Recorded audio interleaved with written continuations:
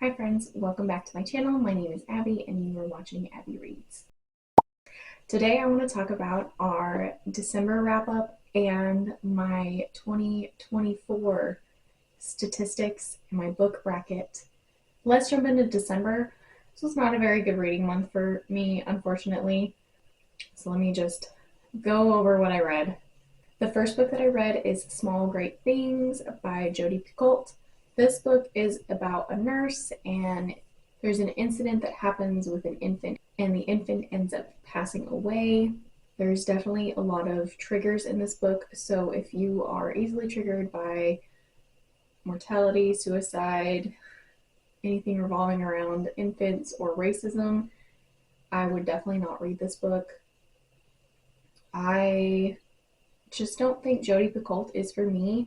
She writes legal dramas. I read 19 Minutes by her and enjoyed that a little bit more than this book, but I really just did not like this book. I ended up giving it a 1 star. I went into Small Great Things thinking that I would really enjoy it because I do like books about healthcare workers, but I did not like it. This focused less on healthcare and more on racism, and I did not agree with the overall message. I also don't think that Jodi Picoult did a lot of research on the medical side of things. Please do your research. Like that's all I have to say. The next book that I picked up is What Moves the Dead by T. Kingfisher. This was a super short little novella. It is a gothic retelling of The Fall of the House of Usher by Edgar Allan Poe. I enjoyed it. It made me think of The Last of Us with like the people getting infected by the fungus and like the zombies coming about. I was really reminiscent of The Last of Us and I liked it. I feel like the descriptions were just a little too vague for me, so maybe in the next novel there'll be something more. But I mean, it wasn't a bad book. I gave it a 3 stars, and I will be picking up the next book in the series. I read 3 books for a secret vlog coming out soon, and I'm not going to tell you what those books are, but I gave one a 4.5 star, I gave another one a 3 star, and then I gave my last book 4 star. Be on the lookout for that vlog. I just wanted to include those statistics there so at the end we can go over the ratings average for the month. I read a pamphlet called Witches, Midwives, and Nurses. I saw this on Amazon one day and was really interested in it, so I have saved it in my library for a long time. I believe it was originally published in the 70s. This one had an introduction talking about the discrepancies in the original publication. So there's a little addendum in the beginning of this pamphlet. I found it insightful. It basically talked about how women have been ostracized in the medical community because we're witches and we have power and we make people feel better using magic and not actual medicine. So that was very interesting. I definitely have seen a lot of books with this take on women in medicine. I think we have come a long way from the 70s, but I think that there is still more room to grow. Next, I read The Pumpkin Spice Cafe and The Cinnamon Bun Bookstore.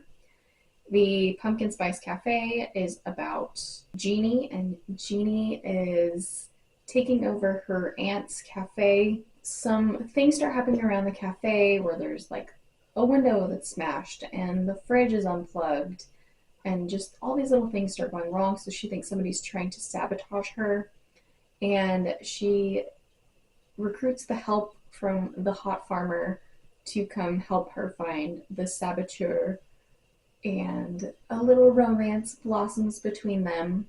It was cute. It was a fast, easy read. I do think that the romance scenes got a little repetitive, so I gave The Pumpkin Spice Cafe 3 stars. The Cinnamon Bun Bookstore is about a woman named Hazel, and she lives a pretty mundane, ordinary life, and she ends up starting to find books that have dog ears and highlights, and finds that these books have clues for her, And so she incites the help of the town's playboy, and there's a romance between them.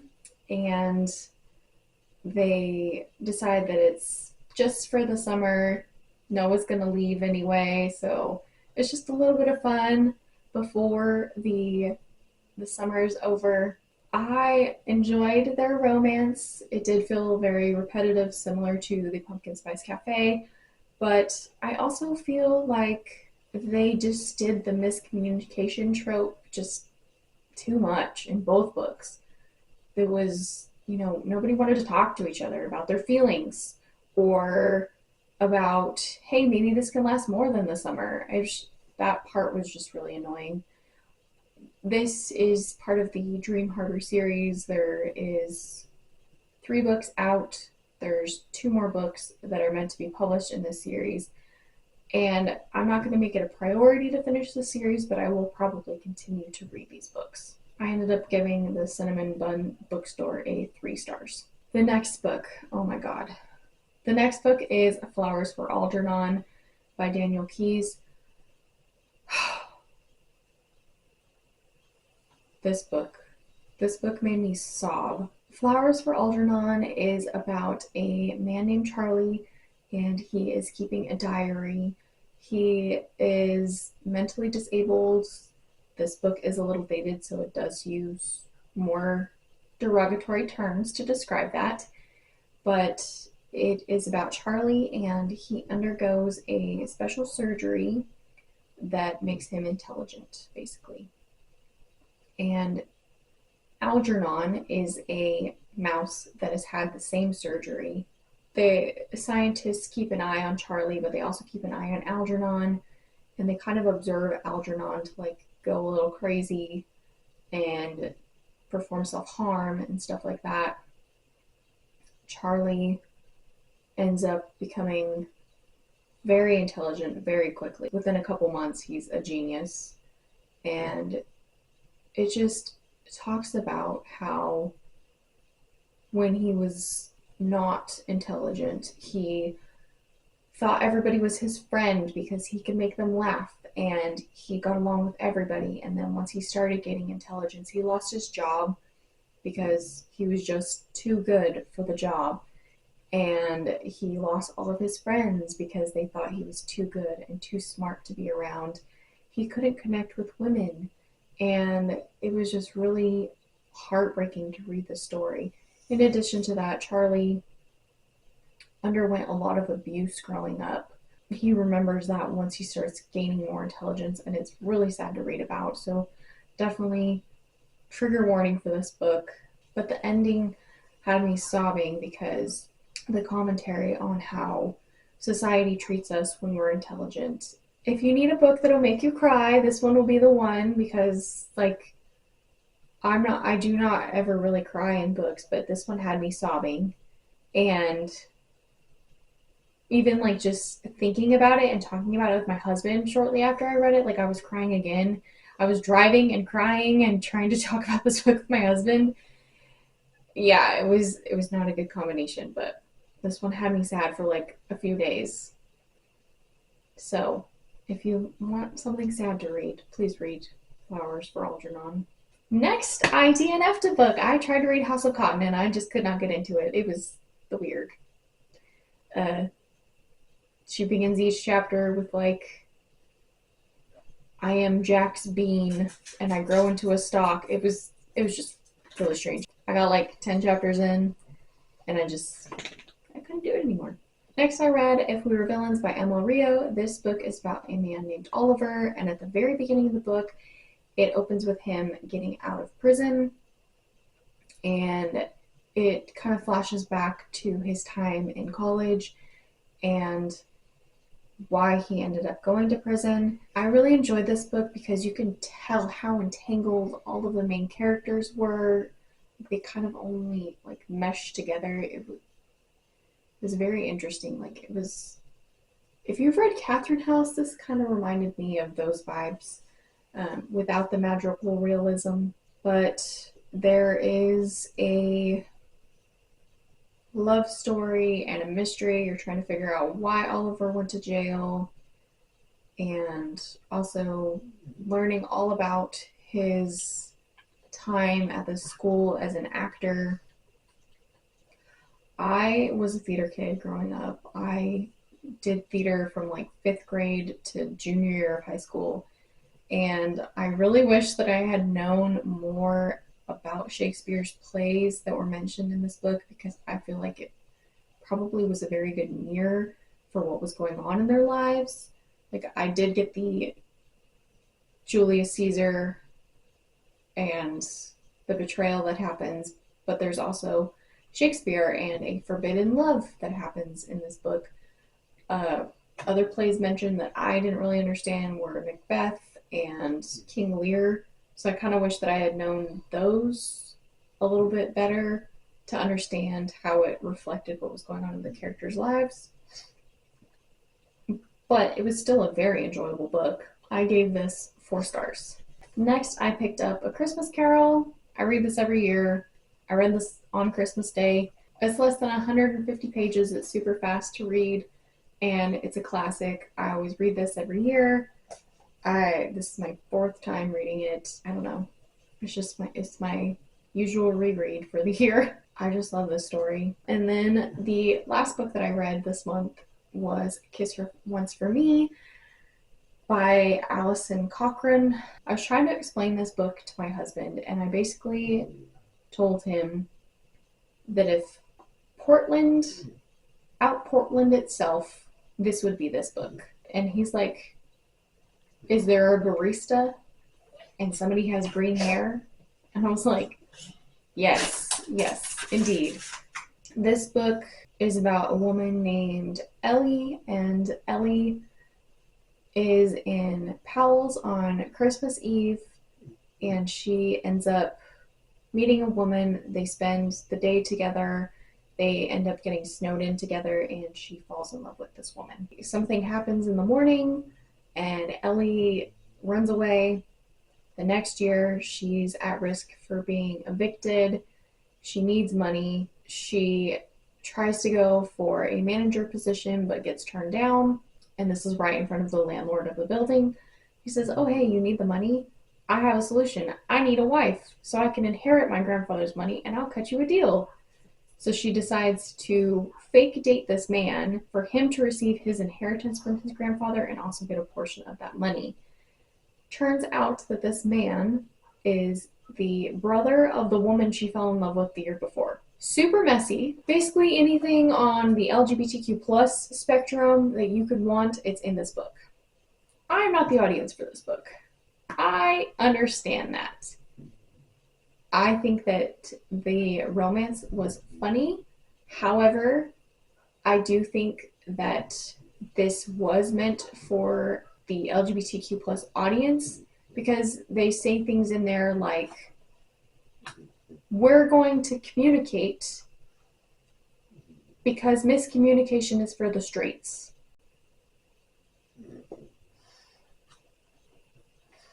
I don't find that very funny. I also felt like the characters were very one-sided, and they were characters of themselves. Like they even call themselves out, like the typical butch lesbian, or the typical rich kid trying to, he doesn't lift a finger during the holidays. He makes Ellie do it all. Like, I just felt that there could have been more to the story, more growth, more character development. The really interesting thing that I found about this book is that Ellie is a cartoon artist, and she ends up writing a webcomic about what happens between her, and she calls her the woman in the snow, what happens between her and Jack. And I liked that. I liked that there's a webcomic, and so she actually ends up writing a webcomic about what's happening in her current situation. And I really liked the grandmas in this. They sounded fun. Other than that, the story wasn't the greatest. I give this book 2 stars. That brings us to the statistics. I read 12 books in December, 1 physical, 11 audio. I read a total of 3,975 pages. That is an average of 132 pages per day, and I averaged one book every 3.3 days, and my average rating was a 3.4 stars. It felt a lot lower because I got a 1 star, a DNF, and a 2 star in December. But I also got a 5 star, a 4.5, or two 4.5s, and a couple 4s. So it balanced out, but I really felt like it was a crappy end to my reading year. I read 9 female authors, 2 male authors, 6 new to me authors, 1 YA, 11 adult books, 3 fantasy, 4 romance, 1 thriller, 2 contemporary, 1 historical fiction, and 1 other. That's my classic. My favorite book of the month was Flowers for Algernon. I can't stop thinking about it. Even now, it's been a couple weeks since I finished it, and I just can't stop thinking about it. Speaking of favorite books, let's talk about my reading book bracket. I'll put up what it looks like. So I'm going to go through the whole year. January, The Bear and the Nightingale was my favorite. February, The Book Club Hotel. March, Between Two Kingdoms. April, The House of Many Ways. May was Vicious. June, Nettle and Bone. July, Funny Story. August, Just for the Summer. September, The Diviners. October, Bride. November, A Dark and Secret Magic. And then December, Flowers for Algernon. Between January and July, The Bear and the Nightingale was my favorite. Between February and August, Just for the Summer was my favorite. Between March and September, The Diviners was my favorite. Between April and October, Bride was my favorite. Between May and November, Vicious was my favorite. Between June and December, Flowers for Algernon was my favorite. I think because I just had read it, I really, really liked Nettle and Bone, but I think Flowers for Algernon, it's fresher. All right, and then on the next tier, I have The Bear and the Nightingale, Bride, and Vicious.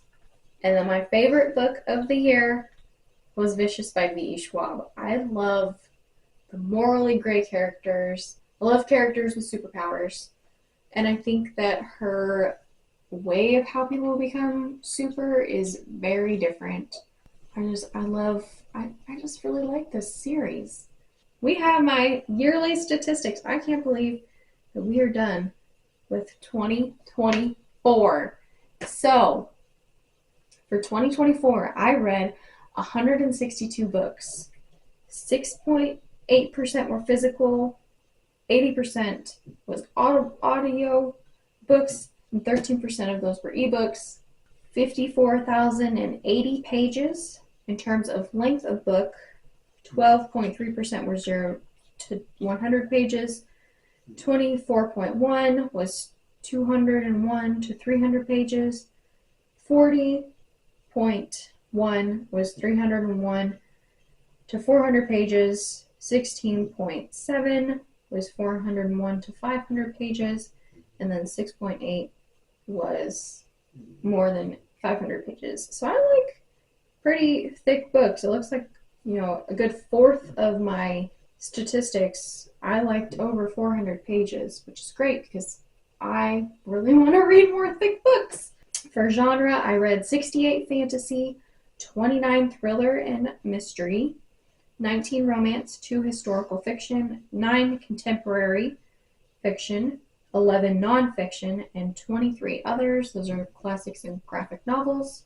For authors, I read 25.9% male and 74% female. I think I had like 130 female authors and then 35 male authors. And I read 77 new authors, which is amazing. I didn't expect to read that much. I read 31 books off of my physical TBR. I only had 2 DNFs this year.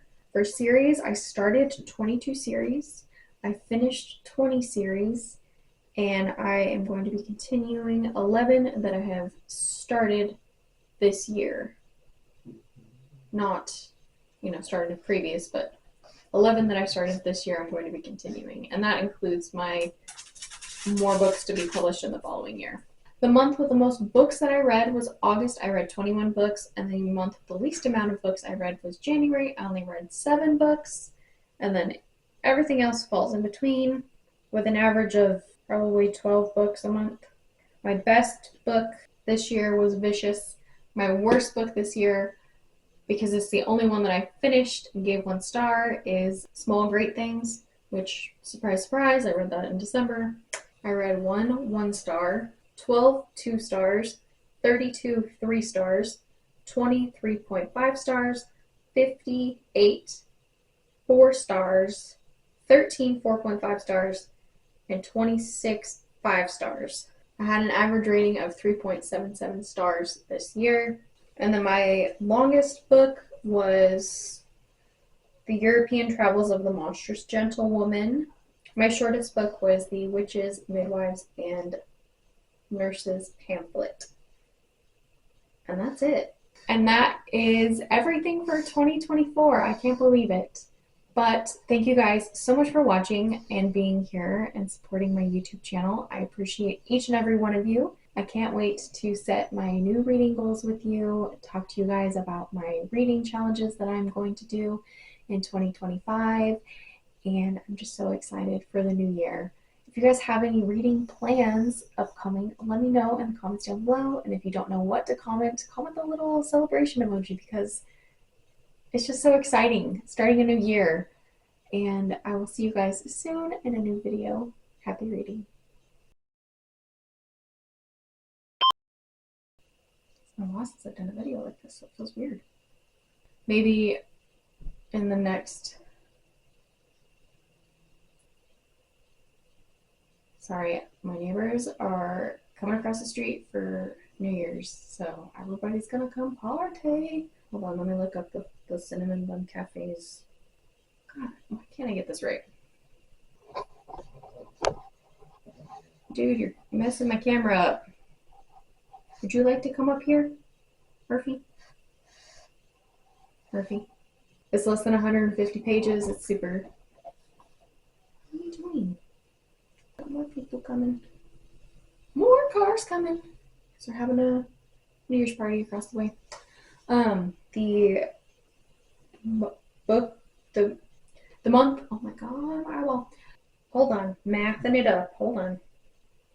If you're still around, give me the little celebration emoji with the little horn, the honker, the horn. Murphy agrees that it's a wrap.